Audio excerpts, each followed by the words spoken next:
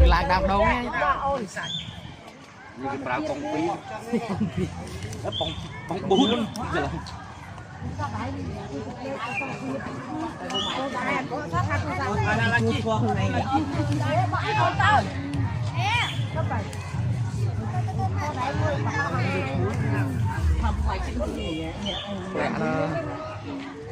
thuốc nhâm rau vậy chứ thuốc nhâm rau